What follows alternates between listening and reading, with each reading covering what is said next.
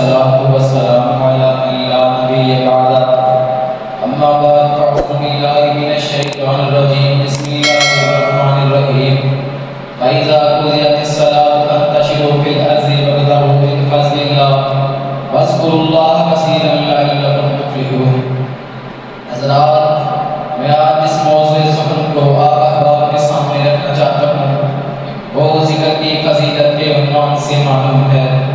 حضرات، ذکر اللہ تعالیٰ کی افضل عبادت ہے. اگر کسی عمل میں ذکر نہیں ہوگا تو وہ ایسے ہی ہے جیسے روح کے بغیر ایک جسم ہوتا ہے. قرآن کریم میں بھی اور حدیث نبویہ میں بھی مختلف جگہوں پر ذکر کی فضیلت کے بارے میں متعدد طریقوں سے اس کی فضیلت بیان کی گئی ہے. کہیں اس کے ذکر کرنے والوں کے اجر و ثواب کو بیان کیا گیا ہے تو کہیں اس کو لازم پکڑنے کا حکم دیا گیا ہے تو کہیں اس سے غفلت کرنے سے منع کیا گیا ہے. سیدنا ابو درداء رضی اللہ تعالیٰ عنہ بیان کرتے ہیں کہ نبی کریم صلی اللہ علیہ وسلم نے فرمایا، میرے صحابہ، میں تمہیں ایسا عمل بتا دوں جو تمہارے اللہ کے ہاں سب سے زیادہ پاکیزہ ہے، جو تمہیں تمہارے اللہ کے ہاں سب سے زیادہ قریب کر دے گا، تمہارے درجات کو بلند کر دے گا. تو صحابہ نے عرض کیا، کیوں نہیں یا رسول اللہ؟ تو نبی صلی اللہ علیہ وسلم نے فرمایا، وہ اللہ کا ذکر ہے. عام طور پر ذکر کی بھی دو قسمیں ہیں.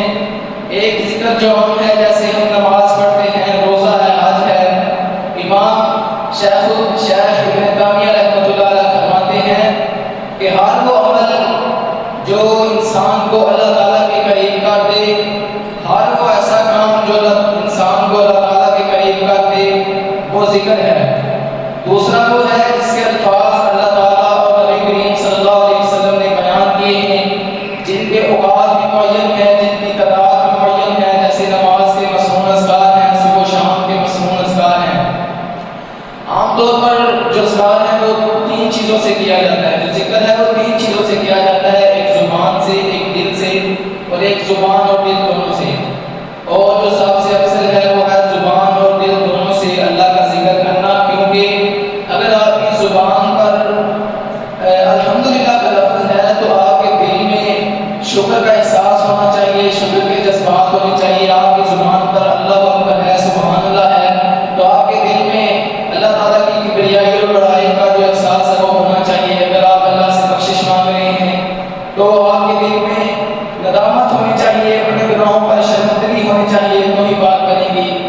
حضرت عبداللہ بن اسد رحمۃ اللہ علیہ بیان کرتے ہیں کہ نبی صلی اللہ علیہ وسلم سے ایک شخص نے کہا کہ مجھ پر شریعت کے جو احکام ہیں میری کمزوریوں کی وجہ سے غالب آ گئے ہیں، میں بہت بڑے اعمال چھوڑ چکا ہوں، مجھے کوئی آسان سا کام بتلا دیں. تو آپ صلی اللہ علیہ وسلم نے فرمایا کہ تم ہمیشہ اپنی زبان کو اللہ کے ذکر سے نہ رکھا کر.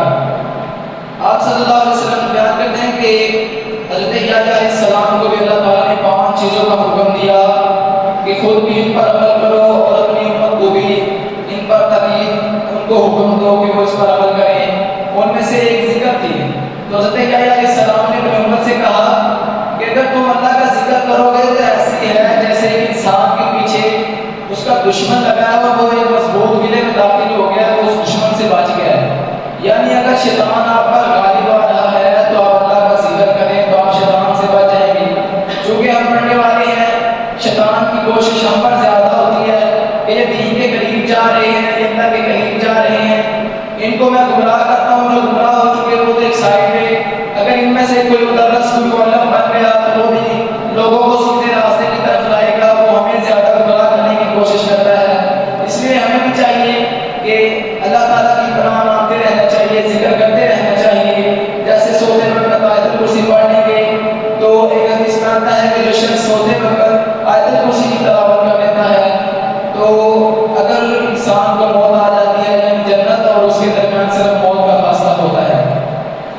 میں دعا کرتا ہوں کہ اللہ تعالیٰ ہم کو زیادہ سے زیادہ ذکر کرنے کی توفیق عطا فرمائے. بالخصوص جو فرضی نمازوں کے بعد مصنون اذکار ہیں وہ میں